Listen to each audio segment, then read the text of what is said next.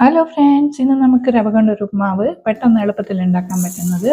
ഞാനിതിന് റോസ്റ്റഡ് റവയാണ് എടുത്തിരിക്കുന്നത്. റോസ്റ്റഡ് റവ ഒന്നും കൂടി ഞാൻ ഫ്രൈ ചെയ്തു 2-3 മിനിറ്റ്. എന്നതിന് ശേഷം ചീനച്ചട്ടി അടുപ്പത്ത് വെച്ച് അതിലേക്ക് എണ്ണ ഒഴിച്ചിട്ട് കടുക് പൊട്ടിയതിന് ശേഷം ഉഴുന്നും പരിപ്പും കടലപ്പരിപ്പും ഒന്ന് ചുവപ്പ് വരുന്നവരെ വറുക്കണം. അതിനുശേഷം ഉള്ളി, പച്ചമുളക്, കറിവേപ്പില, ഇഞ്ചി ഇത്രയും സാധനമായിട്ട് നല്ലോണം ഒന്ന് ബ്രൗൺ ആകുന്നവരെ വറുത്തെടുക്കണം. വറുത്തതിന് ശേഷം ഇതിലേക്ക് വെള്ളം ഒഴിക്കണം. വെള്ളം നിങ്ങൾക്ക് ഞാൻ വീഡിയോയിൽ കാണിക്കുന്ന പോലെ ഇത്ര ഒഴിച്ചാൽ മതി.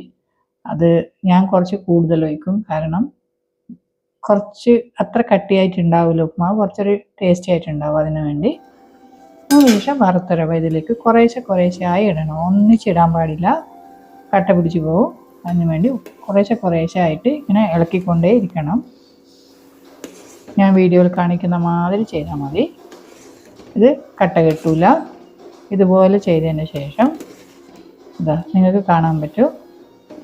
ഇത് ആക്ച്വലി ഉപ്മാവിന് ഞാൻ വെജിറ്റബിൾ ഇട്ട് വേറെയും ഉണ്ടാക്കും. ഇന്നത്തെ ഞാൻ ഒരു വെജിറ്റബിൾ ഇട്ടിട്ടില്ല. ഞാൻ സാധാരണ വെജിറ്റബിൾ ക്യാരറ്റും ബീൻസും പിന്നെ ഇതില്ലേ നമ്മളെ വട്ടാണി അതൊക്കെ ഇട്ടിട്ട് ഞാൻ ഉണ്ടാക്കാറുണ്ട്. അത് നല്ല ടേസ്റ്റ് ആയിട്ടുള്ള തേങ്ങ വെള്ളം ഇട്ടിട്ട് ഉണ്ടാക്കാറുണ്ട്. അത് വേറെയാണ്. ഇത് വെറും ഒന്നും ഉണ്ടാക്കാണ്ട് പെട്ടെന്ന് എളുപ്പത്തിൽ ഉണ്ടാക്കുന്ന ഒരു റവ ഉപ്മാവാണ്. അപ്പോൾ ഇത് നമുക്ക് സമയമില്ലെങ്കിൽ പച്ചക്കറിയൊന്നും മുറിച്ചിട്ട് സമയമില്ല, പെട്ടെന്ന് വീട്ടിൽ നിന്ന് പെട്ടെന്ന് ഉണ്ടാക്കാൻ പറ്റും നിങ്ങൾക്ക് ആർക്കാണെങ്കിലും.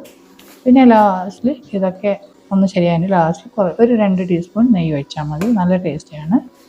ഇത്രയേ ഉള്ളൂ, ഉപ്മാവ് റെഡിയായി. നിങ്ങളൊന്ന് ഉണ്ടാക്കി നോക്കൂ. ഇഷ്ടപ്പെട്ടാൽ എൻ്റെ കമൻറ്റ്സ് ബോക്സിൽ ഒന്ന് കമൻറ്റ്സ് ചെയ്യണേ.